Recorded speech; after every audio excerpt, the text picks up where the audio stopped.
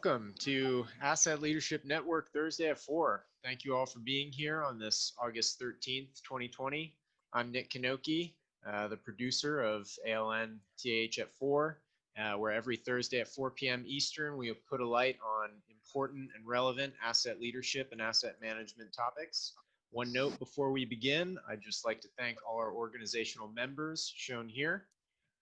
And now, without further ado, it's my pleasure to introduce Mike Bordenero and Richard Culbertson. Thank you, Nick. Nick is also our technical director, and he makes our lives much easier. So thanks for all that you do, Nick. No problem. And it's my pleasure to be chatting today with Rich Culbertson.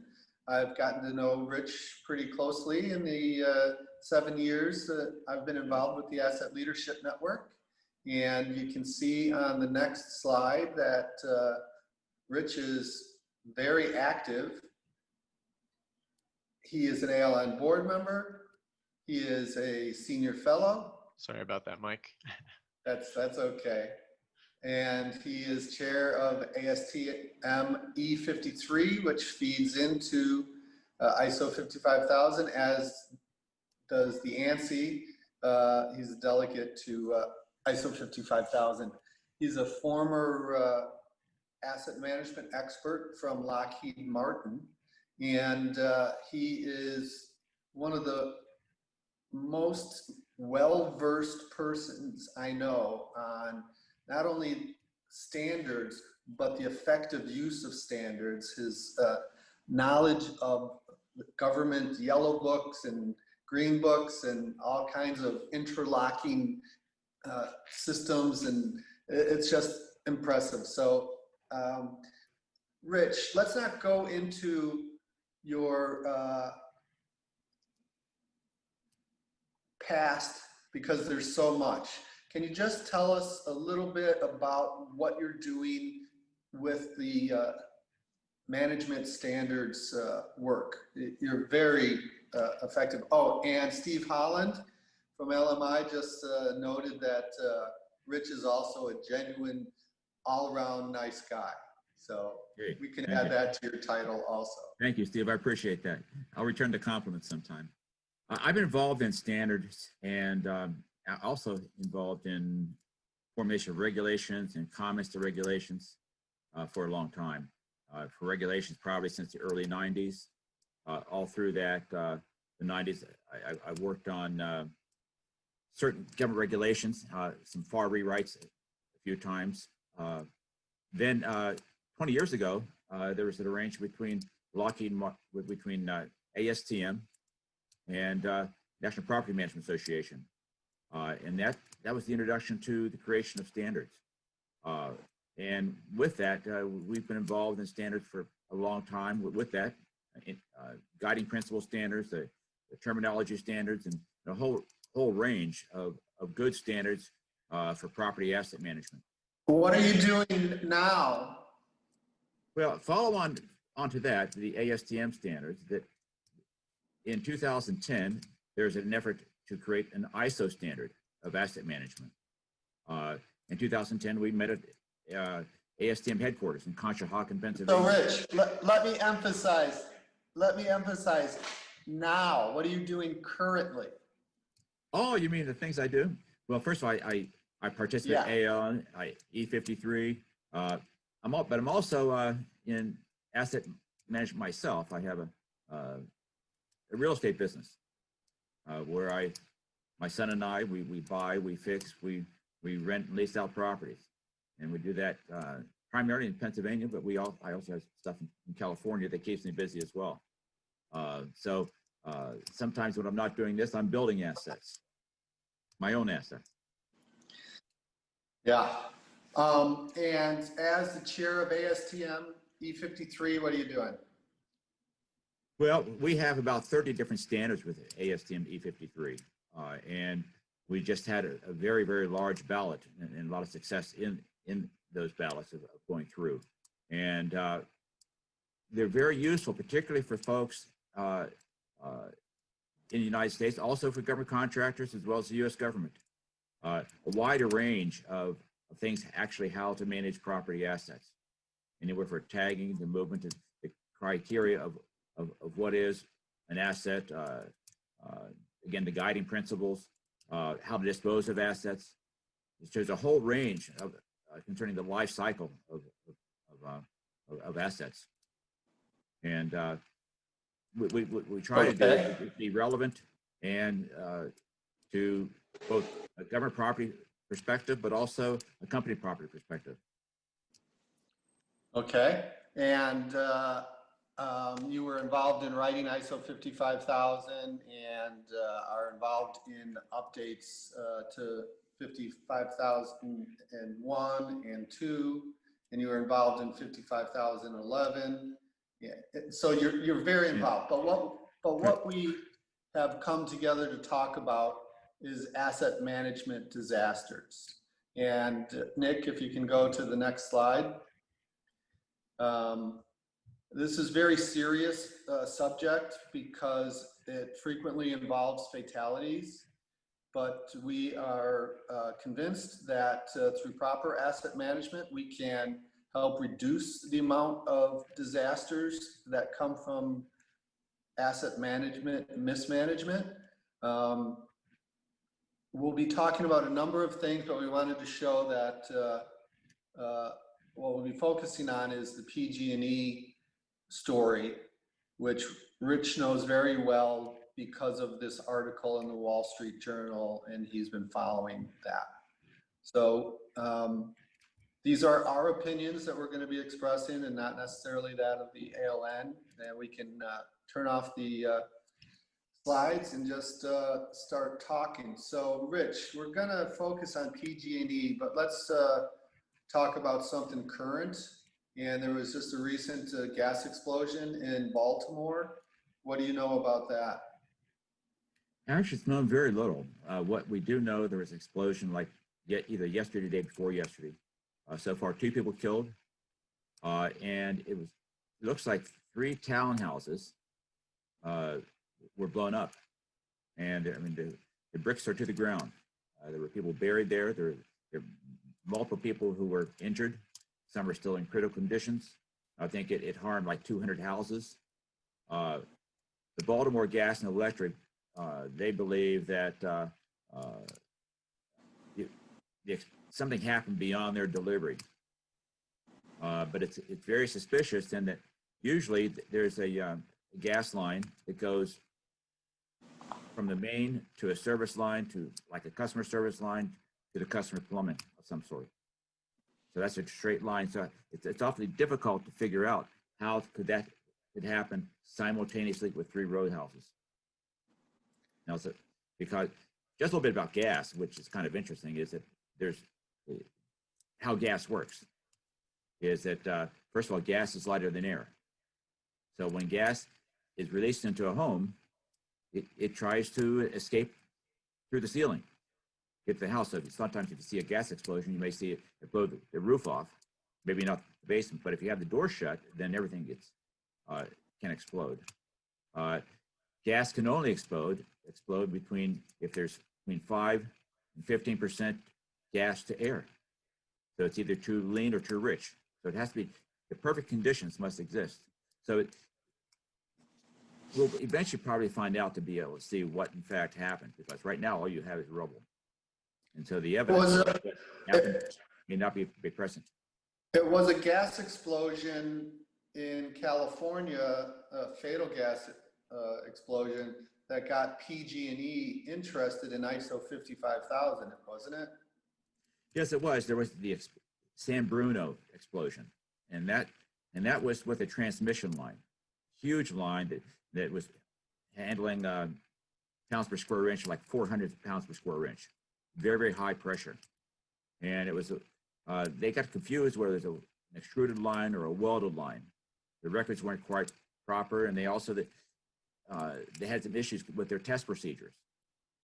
And also sometimes when you do testing, you can also do destructive testing. What they're normally supposed to do is test it at operating, but if that expands to large amounts, then that can in fact be destructive testing, and that weakens lines, and eventually when stress occurs, then those lines can break and such. And California then, and then what did they do because of the disaster? well, first of all, it killed like 8 people in San Bruno. And this happened around 2010 or so. And it caused tremendous disaster. I think also the follow of that, I think, was also bankruptcy of PG&E. And so it burned down several blocks. And it's easy to find out if you look at. So what did PG&E do as a corrective action? Well, they did a couple things. They tried to go through their procedures and such. They also tried to get well. They adopted, ISO 55000 eventually. They also adopted ISO 9000. Why would they do that? Well, first of all, on the quality side, that ISO 9000 is a very good international standard concerning how to have your quality organization, which means how do you write your procedures? Are the procedures in accordance with laws and regulations? And are those procedures available to people? Are they updated on a regular basis? Are reviewed? Do they have a proper person who has approved them, who's accountable for the procedures? And also that what should occur there, how do you achieve objectives through those procedures? And so they adopted, again, ISO 5000, ISO 9000. They were also involved in an industry group that created what's called API Recommended Practice 1173, which has to do with pipeline safety systems. You can look that up on the web. It's a very good document, API 1173.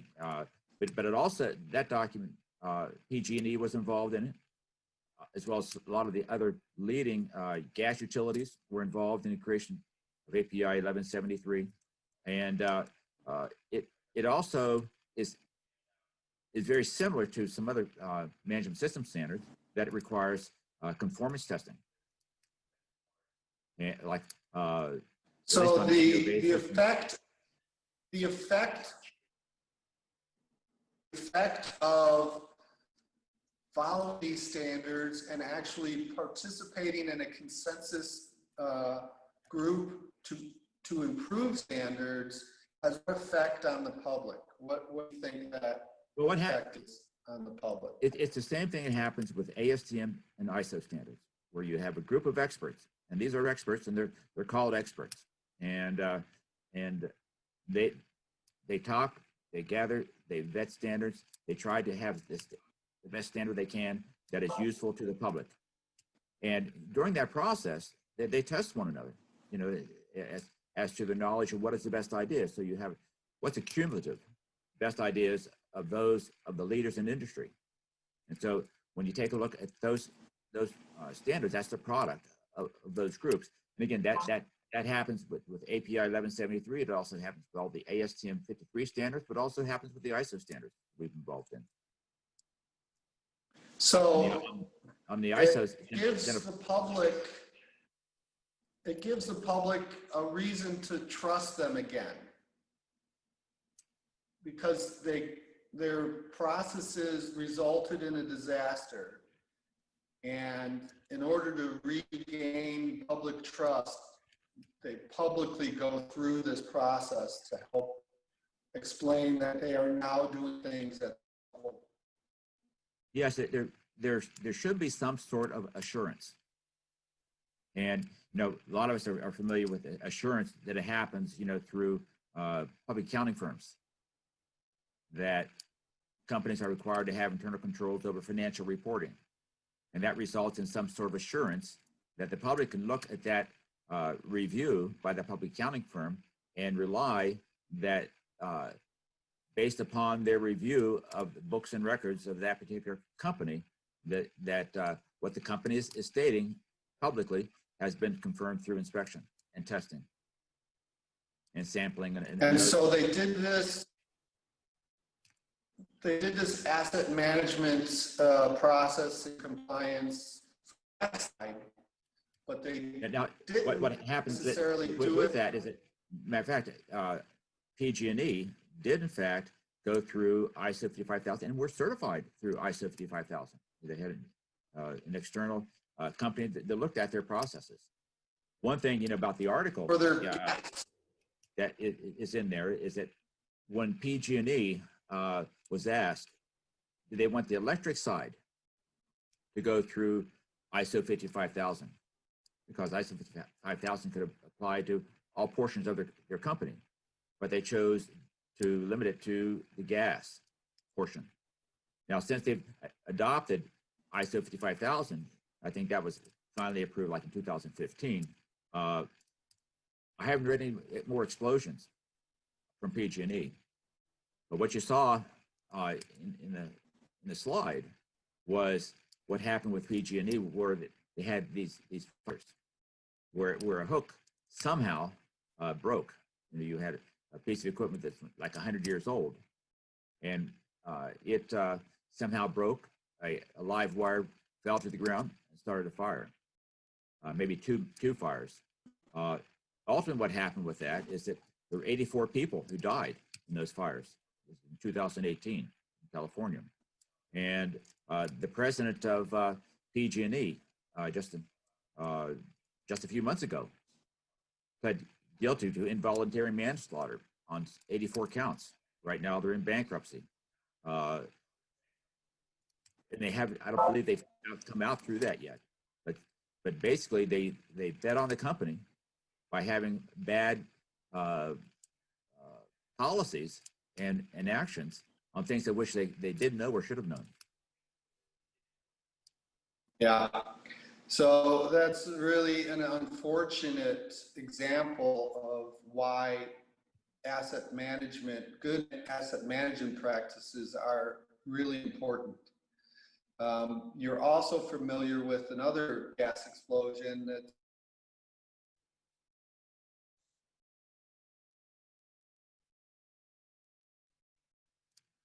I think what happens with companies, and of course, a lot of companies, there's a lot of good folks in the companies, but sometimes there are situations where they're compartmentalized, they're siloed, that one side cannot communicate to the other properly, and so they may not necessarily be seeking out weaknesses of their overall system.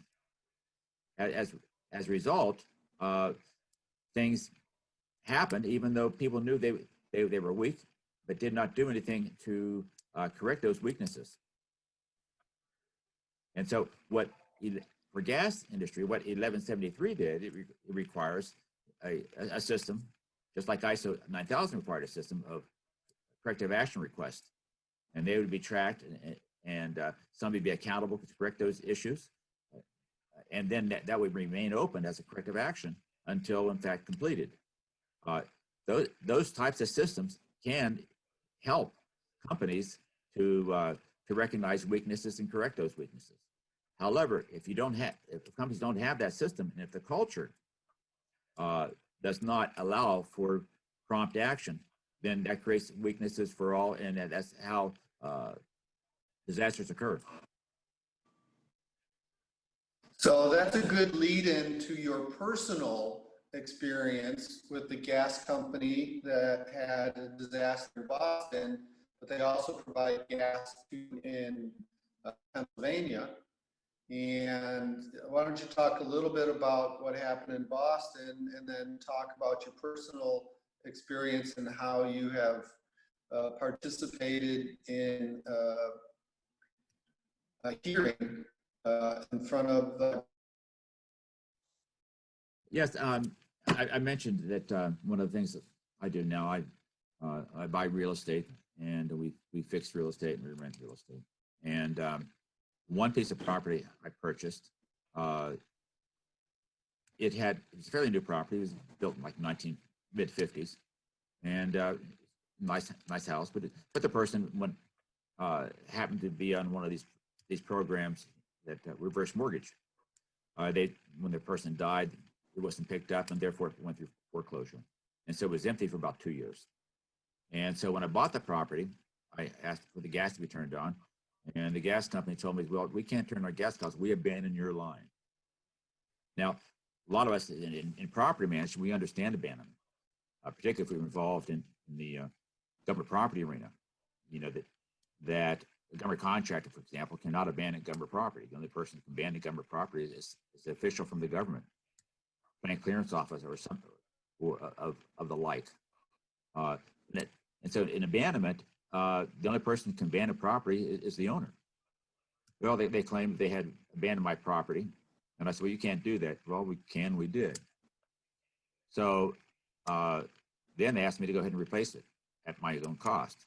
Well, so that started a conflict. And I appealed that up through their management all the way up to the CEO and CFO of the corporation, and eventually even to the board of directors. They didn't back up. They required me to replace my line, and if I didn't do that, I wouldn't get gas. I eventually took them to small claims court. There in small claims court, they claimed that the jurisdiction of the small claims court could not adjudicate it because I had to go through the Public Utilities Commission. So I lost that. Took it down to the Common Pleas Court. Same thing happened. Interesting enough, though, is that the Public Utilities Commission doesn't have authority to provide judgments for private individuals. So they essentially misrepresented their authority to those courts. So I've been involved hanging with the Public Utilities Commission on my case since May of 2017. Here again, these things, when you think of delays, delays can cause problems. Delays can cause procrastination, regardless, and cause continued harm to people. And what was it that happened in Boston? Well, so what happened is that here again, you have companies that when they're on the wrong track as far as how they correct their own problems, how they do their own procedures, how the culture itself can cause their problems can just wait to happen. For example, one of the things that I noticed in my situation, I noticed that one day they were using uncalibrated equipment. Well, they were supposed to use calibrated equipment, but just didn't. That companies are supposed to use things like lockout, tagout. You know, a lot of times that occurs and it's required in OSHA. You see it in electricity, but it all occurs in all type of energy sources, so that that things are controlled. So everybody knows that you can't interfere with something that's locked out, and if you do, it causes problems. They had a lockout tag problem in Boston, and they also had a situation where they had they're supposed to have pressure limiting devices, and what happened with that is that most of these gas lines, they operate at 0.5 psi. Well, a lot of times they have regulators on them that may be coming in at 9 psi or whatever, and the regulator takes it down to 0.5 psi. Well, and they were upgrading some lines, but they didn't realize is that their lockout tagout procedure wasn't working properly. So eventually what happened is that they put through 9 psi into homes that were designed for 0.5 psi. And that impacted appliances, and it caused leaks within those homes. And when it did that, there were multiple homes that exploded in fires. And it greatly impacted around the Merrimack Valley in Massachusetts. That particular company, however, they started doing the emergency, and the governor of Massachusetts decided they weren't doing it properly, and therefore he put another utility for the cleanup process. Eventually, what happened is that the company did plead guilty to Pipeline Safety Act violations, and they were required to pay fines of $53 million. I think the state wants them like another $54 million in fines. And Rich, they were required to sell the company. So they got expelled. So, and these are just the gas asset management disasters. Those are just, As we know, yeah, Minnesota, the bridge fell, and as Jim Dieter has said, our bridges aren't falling down because we don't know how to maintain bridges. Our bridges are falling down because leadership is not empowering the people to do the jobs that they know they should be doing. So I think these disaster stories are a call for leaders to adopt the processes that will help prevent them. So, absolutely. And what ISO 55000 does, it makes folks go through a property management plan, a strategic property management plan, and again, they should be looking, and that should be broad, so that they address the risk and opportunities associated with their particular business, and so they are able to take advantage of the opportunities, but at the same time, make sure that risks are also considered and minimized. Excellent. So let's check with Nick to see if we have any questions. If not, I've got a couple for you. Okay. Nick, you're on mute. All right. So let me just ask, if there was widespread use of ISO 55000, what do you think that would, what impact would that have on disasters? First of all, I like to go through what's the current requirements essentially by law. And that is that companies should have internal controls. And those internal controls actually essentially occurred, with internal controls over financial reporting, which started in 1934. 2013, the CASO organization, which is from folks from leading accounting organizations, had internal controls over financial reporting, but also effective efficient operations and compliance with laws and regulations. And so if they actually took, and part of that is also protection of assets. So if companies work what's required right now, that puts a long way to what should occur with assets, because assets management sit on top of that. Excellent. So, part of that overall process. So Steve Holland is wondering if you think that federal agencies directors have the appetite for addressing asset management from a strategic perspective in a strategic asset management plan. And do you think they are even aware of what a SAMP is? What happens with, okay, let's deal with the Department of Defense property. Under FAR 45, point, I think it's 102, under solicitation, it requires plans and standards of which are used and best practices that are applicable to that particular contract. So the government is very, very much aware of plans and requirements for that. Also, like for DOD, for example, they under their internal procedure, which is 5000.64 on how to manage personal property, that also applies to ASTM 2279, which is the ASTM standard of how to manage property of the guiding principles. Now, I may have said, for example, I may have used the word SAMP, but that SAMP means Strategic Asset Management Plan. And in those plans, we've been again, ASTM 2279 was issued in like 2013. And those plans have been required for a long time, and which came before ISO 55000. So I think that the use of plans has pretty well has been accepted for a long time. The question is, are they broad enough and are they used enough to make it work? You've answered the technical question. Now I want a one-word answer before we wind up. Do they have the appetite? It's an emotional, it's a cultural thing. Are they ready for it? Are the feds ready for ISO 55000? Yes. Okay. Yes, I think they are.